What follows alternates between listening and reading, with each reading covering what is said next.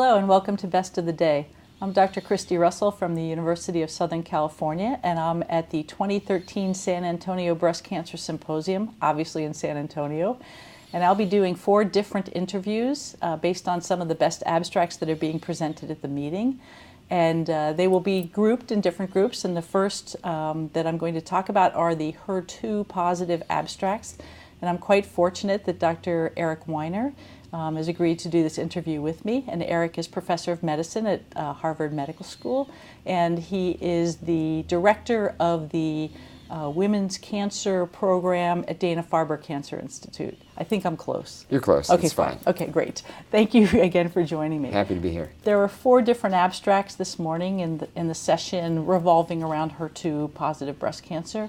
And the first one was presented by Martine Picard on the update of the Alto trial. So can you walk us through that trial and then talk about the data that she showed? Sure. Well, just to take a few steps back, in the ideal world, Alto would have been done 2 or 3 years, it would have been started 2 or 3 years before the Alto trial was started. They were started at about the same time. Had that been the case, if it had been started in advance, we might have designed Alto somewhat differently. But in any case, Alto was a study in which women with HER2 positive breast cancer who were going to receive neoadjuvant therapy were randomized to one of 3 arms. And they received either trastuzumab, lapatinib, or a combination of trastuzumab and lapatinib. And if I remember correctly, there was a run-in period of the biologic agents alone, and then they were given the same biologic agents with paclitaxel.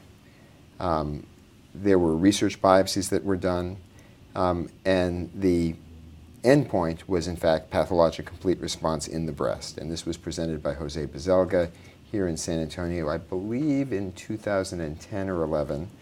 And what he demonstrated at that time was that the combination of trastuzumab and lapatinib and paclitaxel led to just about a doubling in the pathologic complete response rate. And that made a lot of people extremely encouraged about what the results of Alto would be. So what they did was to actually, within Alto, look at long-term outcomes. And it's worth pointing out that in the adjuvant portion of the treatment, women continued to receive the same treatment that they received in the neoadjuvant portion. So they received an anthracycline, and then they went back on either trastuzumab, lapatinib, or a combination of trastuzumab and lapatinib. For 1 year. For a total of 1 year, standard duration of therapy, exactly. And I think that everybody has to recognize that this is totally underpowered to look for a difference in disease-free or overall survival. Alto enrolled approximately 8,000 patients, if I remember correctly. This trial had fewer than 500 patients in it. Now, what was presented was that there was not a statistically significant difference in disease-free or overall survival. I think the one interesting aspect was that among patients with estrogen receptor negative tumors, there was the suggestion of a difference between patients who received paclitaxel, trastuzumab, and lapatinib compared to those who simply received paclitaxel and trastuzumab. And we'll see how that plays out, but that would at least suggest to me that there is a moderate chance that in Alto, either that the entire trial will be positive or that in women with estrogen receptor negative HER2 positive disease, that dual targeting will be better than trastuzumab alone. And of course, we now know that lapatinib alone is probably not as good as trastuzumab, so that's no longer of interest. Right, and that's been removed from the Alto trial. That was removed from the Alto trial near the end of the trial, okay. Based on accumulating data from both other studies and from an analysis of the Alto trial itself.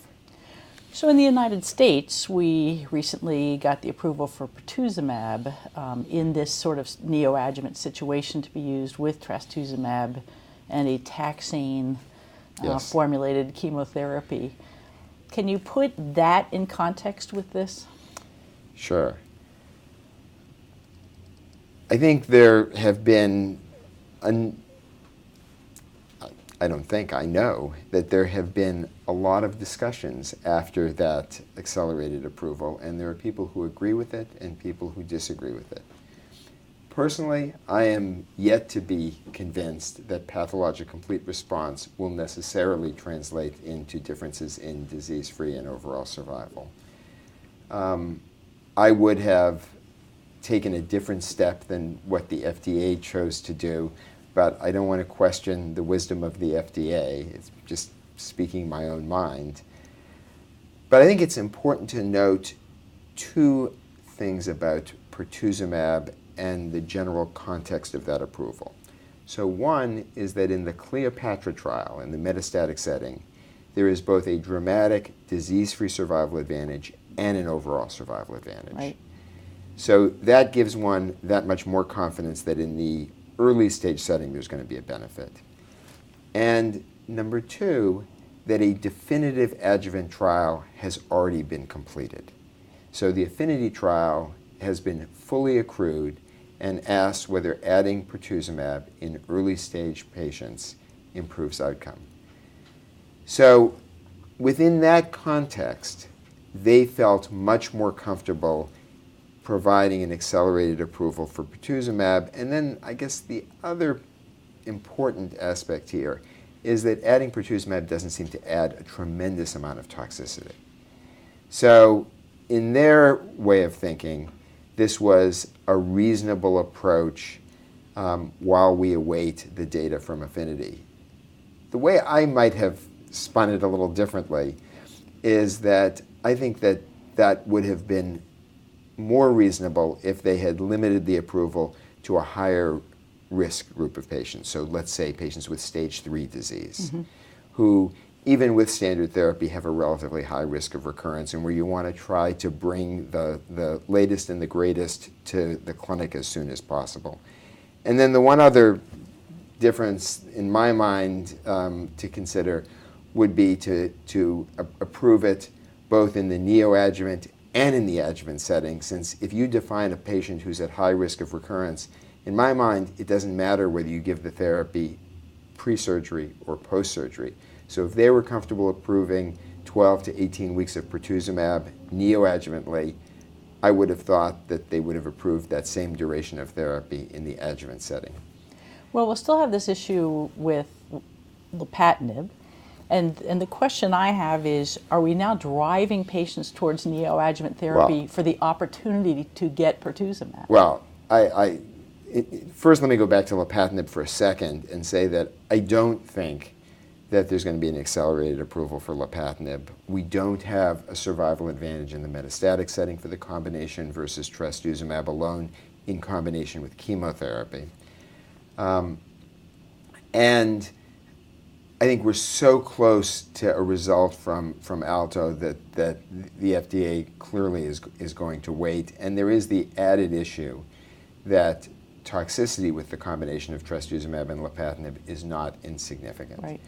I do worry, given the way the approval was worded, that in fact patients who don't necessarily need to receive neoadjuvant therapy are being driven in that direction so that they can get a drug that they wouldn't be able to get post-surgery. And I'm not sure that's the best thing for patient care. Right. And we'll talk, when we talk about the fourth abstract, about whether these big chemotherapy regimens are applicable to all patients as well. Okay. The second abstract was presented by Sarah Hurwitz from UCLA, and it was a phase 2 3-arm randomized trial of neoadjuvant trastuzumab lapatinib, or the combination, along with docetaxel and carboplatin. And can you talk to me about that trial?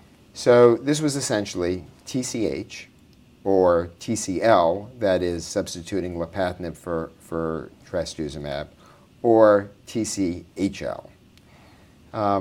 And it's a relatively small study. There were approximately 40 patients in each of the arms. Overall, the study failed to see a significant difference in pathologic complete response. In fact, the three arms were dramatically similar in terms of the pathologic complete response rates. The authors noted that TCH appeared to be a regimen that was relatively easy to give. They specifically commented that every single patient who went on the TCH arm completed all 6 cycles of therapy, which I found to be a little surprising, since usually there's at least a couple of patients who can't make it through all the way through a course of chemotherapy, but so be it. But I think that there's a little lesson here, which is that when you give all of your chemotherapy up front with anti-HER2 agents, that there's probably less of an ability to see a difference in path-CR. And that's important because ultimately, at least at the present, people are getting the whole course of chemotherapy. So for example, the NSABP, in their preoperative trial, where they also evaluated trastuzumab, lapatinib, or the combination, gave AC and paclitaxel with those drugs all preoperatively. And they didn't see a significant difference in pathologic complete response. And in the CLGB trial that we ran, we gave 16 weeks of paclitaxel. And while we saw a trend in favor of trastuzumab and lapatinib, it wasn't as marked as in Neo-Alto. So I think that what it says is that when you're conducting trials and you want to see a signal for a better outcome with a new combination, you probably want to minimize the chemotherapy. On the other hand, if you're conducting a trial with the goal of using path-CR as a potential surrogate for long-term outcome, you have to give all the therapy before the surgery. Okay. So not practice changing. I don't think there is anything about that study that is practice changing. As was the case before the study was presented, TCH is a regimen that you could give preoperatively if that's what you choose to do. The third trial was the Beth trial. Since we participated in the Beth trial, I've been waiting for this trial to happen. We've lost essentially the use of bevacizumab for women with advanced breast cancer, and this was, I think, the last gasp to see whether there'd be a role in the adjuvant settings. Well, there is one more little gasp left, which is the intergroup trial that looked at bevacizumab. But certainly, if this is the penultimate gasp, it didn't allow you to resuscitate bevacizumab. Right. So I think this study was resoundingly negative. There wasn't. Would you explain the study, please? Oh, of course. Yeah. Sorry. Again, simple study. Predominantly, it looked at TCH with and without bevacizumab. There was a relatively small group of patients who received anthracycline-based therapy with trastuzumab, with and without bevacizumab. But across the entire study, absolutely no difference in outcome receiving bevacizumab or not. And I have to say, I think that the FDA really got it right here when they withdrew the approval. I actually think they were right when they approved it, and they were right when they withdrew the approval. And bevacizumab is just one drug in breast cancer that has turned out to be a pretty big disappointment. And I don't think there's much more to be said about it, other than the fact that in this study, patients did have remarkably favorable outcomes. The analysis was at a median of 38 months. And in both arms, the disease-free survival was 92%. And that's pretty good, especially when you think about the fact that at least a few of those events in each of the arms are going to be contralateral invasive cancers or ipsilateral recurrences, and are not all going to be events that are necessarily going to lead to the ultimate death of a woman from metastatic breast cancer.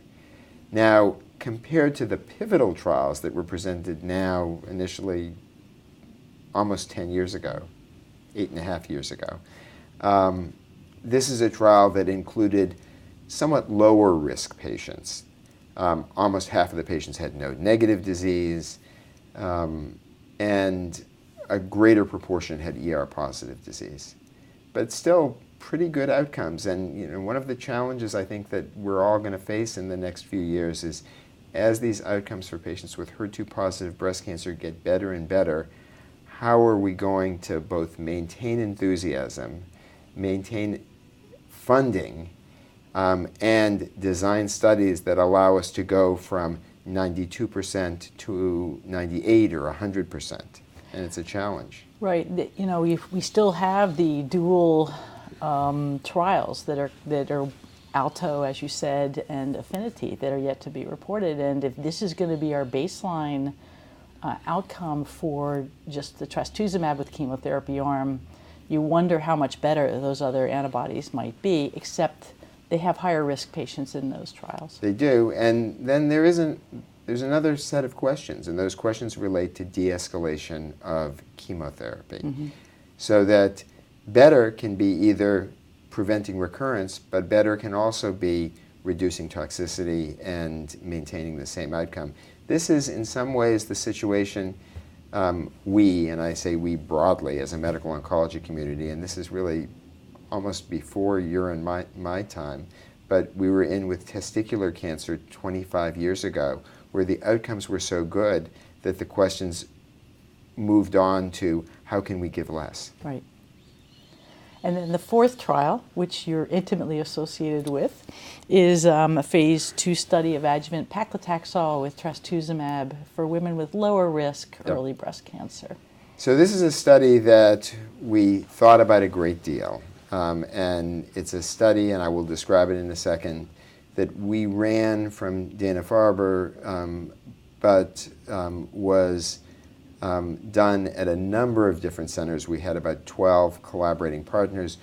We put on probably about a third, or maybe as many as 40% of the patients in terms of the sites in Boston.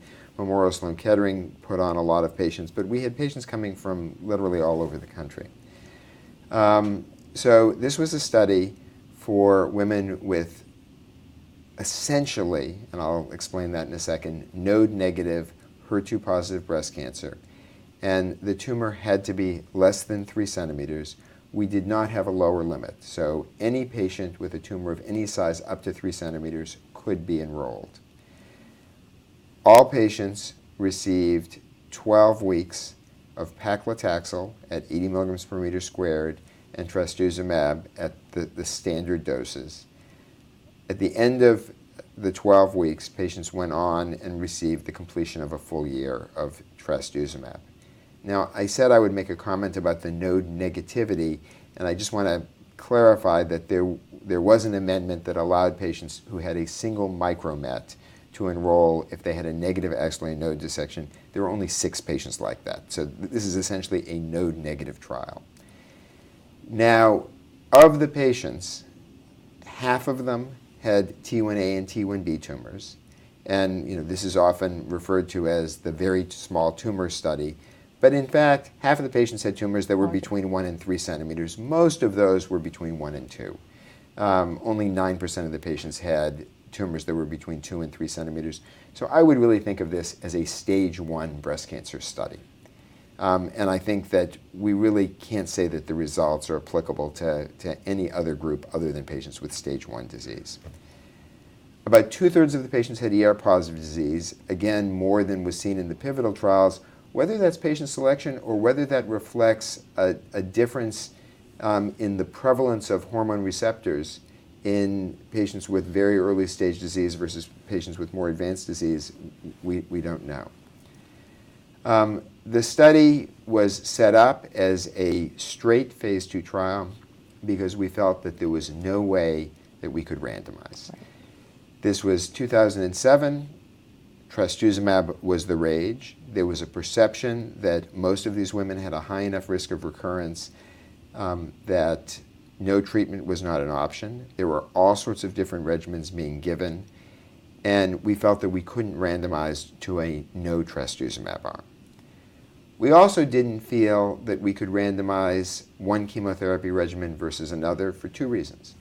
One is we were concerned about the toxicity of the standard regimens in this relatively low-risk population.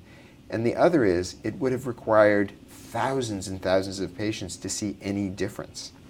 And we just didn't feel that that was going to be feasible. And finally, while one could have argued to do a trastuzumab-only arm, it'd be pretty hard to justify that. It certainly was at the time, and I think it'd still be a little tough to justify.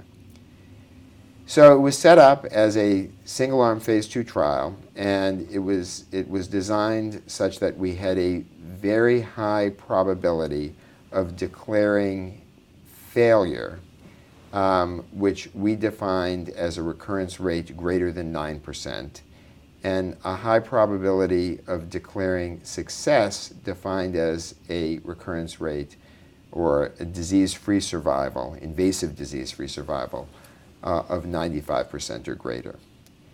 Now, fortunately, what we saw was a result better than we would have even imagined, so it leads to essentially no real argument. And in fact, there were a total of 10 disease-free survival events with 3.6 years of follow-up. The 3-year disease-free survival was in fact between 98 and 99%. And of those 10 events, 3 of them were contralateral HER2 negative cancers. 1 was a death from ovarian cancer that arose during treatment. And 6 were what I would call real recurrences of HER2 positive breast cancer, 2 distant recurrences, and 4 local regional recurrences, all of which were HER2 positive. And the recurrence-free interval, which was an unplanned analysis, was essentially 99% at 3 years. And in our view, what this means is that for the majority of patients who have stage 1 breast cancer, and for whom a decision has been made to give trastuzumab and chemotherapy. We're not saying that everybody has to get trastuzumab and chemotherapy. There are patients with T1A lesions, many patients with T1A lesions, who should not be treated at all, at least at this point in time in my mind. But if a decision has been made to give trastuzumab and chemotherapy for the patient with stage 1 disease, this in my mind is the regimen that one should very strongly consider. There are going to be patients where some doctors will feel compelled to give either ACTH or TCH. And let's imagine a 35-year-old woman with a 1.9 centimeter high-grade tumor that's estrogen receptor negative, where there's diffuse lymphovascular invasion. I think that's a patient where many, many oncologists would choose to give one of the standard regimens. And in truth, our study had a very, very small number of such patients. But for the majority of patients with stage 1 disease, this is a regimen that people should think about. And I think there is one other implication, which is that we're not going to do a lot better by adding additional biologic agents on top of paclitaxel and trastuzumab. We don't need to be adding on pertuzumab here. But this is a reasonable backbone to use, or not so much a backbone. This is a reasonable regimen to use as a control arm in looking at newer regimens like pertuzumab and trastuzumab alone. Right. So if we were to design an all-biologic regimen, I think it's fair to benchmark the recurrence rate from this trial. Are there other trials that have been designed or have run or we're waiting to hear from that have similar data or similar numbers of patients that are trastuzumab plus X therapy? Not really. So there have been attempts to do this, and there were attempts in the cooperative group to look at trastuzumab and lapatinib, but they really haven't gone anywhere to my knowledge. There have, of course, been multiple retrospective analyses of patients with either stage 1 or T1A, T1B, and 0 patients. And what those studies suggest is that for patients who have T1A and B tumors that are untreated, the risk of recurrence is probably somewhere in the range of 7 or 8 to 20%. and across patients with stage 1 disease, more like 10 to 30%. So I do think that although it's problematic to compare to historical controls, I don't think we have a choice here. And I think this kind of result suggests that we really are doing better than the historical controls, and at the same time that we're not going to do a lot better with anything else. Right. We do need more follow-up. 2/3 of the patients had ER-positive disease. They tend to have somewhat later recurrences. We expect that the recurrence rate will go up a little over time. That said, for these patients with HER2-positive, ER-positive disease who have late recurrences, I'm not sure that the chemotherapy regimen you give up front will make a difference. Right. I don't know, but I'm just raising that issue. So we'll see. But for us, this was more than we had hoped for, and we think it's good news for patients. Well, congratulations on completing the study. It's much larger than I had thought that it was originally going to be in terms of number of patients. So Well, thanks. I think this will be practice changing for all of us. Thanks. Thank you for speaking with me today, and I hope you enjoyed that conversation with Dr. Eric Weiner on the HER2-positive best abstracts from the 2013 San Antonio Breast Cancer Symposium. And please join me for the 3 other interviews that I'll be doing while I'm here in San Antonio. Thank you.